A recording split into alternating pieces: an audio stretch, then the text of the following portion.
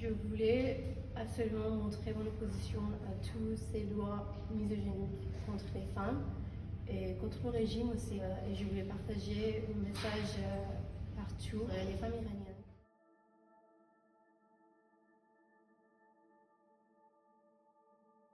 Bonjour Mitra. Bonjour Barbara. Vous avez un parcours exceptionnel, enfin en tout cas moi je le trouve.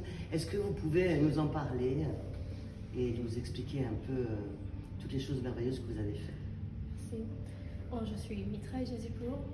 Je suis grand maître international d'échecs et championne de France. J'ai commencé les échecs instinctivement à l'âge de 6 ans et cela fait 25 ans que ce jeu est mon passion. Vous véhiculez même aussi une forme de liberté des femmes par rapport au pays d'où vous venez et par rapport à la liberté des femmes de pouvoir faire justement des métiers comme ça d'exception. Vous voulez nous en parler? En 2019, j'ai refusé de porter le voile en championnat du monde à Moscou et quelques jours plus tard, j'étais exclue de l'équipe nationale d'Iran. Je voulais absolument montrer mon opposition à toutes ces lois misogyniques contre les femmes et contre le régime aussi. Et je voulais partager le message partout, les femmes iraniennes.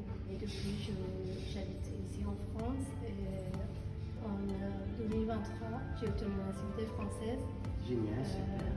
Et je suis devenue championne de France et je joue pour l'équipe nationale de France. Bien, on est fiers de vous accueillir dans notre pays. Est-ce que vous avez une femme préférée? J'admire Simone de Beauvoir, surtout parce que son livre, Le deuxième sexe, m'a profondément touchée, a façonné ma perception de ce que signifie d'être une femme dans la société. Le plus beau regard qu'on ait posé sur vous? Un regard que je n'oublie jamais, j'avais 9 ans et je venais de devenir vice-championne du monde dans la catégorie de mon âge. Oui. À mon retour de Téhéran, ma famille m'attendait à l'aéroport. Oui. Et le premier regard que j'ai capté, c'était celui de ma mère.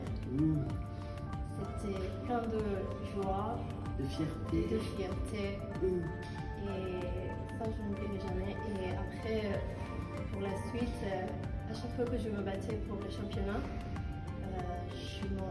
je repensais à ce regard et ça me donnait de l'énergie. Ça donne le courage et l'énergie. Oui. Est-ce qu'il y a une question que vous aimeriez me poser?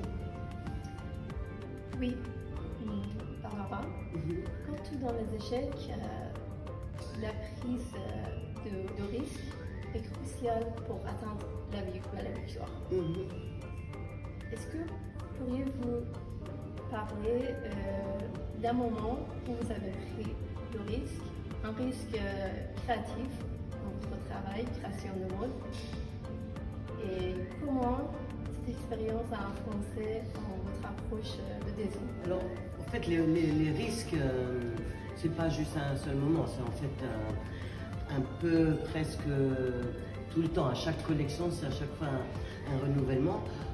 Et donc, c'est une prise de risque. C'est aussi une prise de risque d'imposer son style, c'est-à-dire de ne pas être versatile, de ne pas faire ce que d'autres font. Le fait d'avoir un point de vue très ciblé, c'est une prise de risque. Voilà. Merci.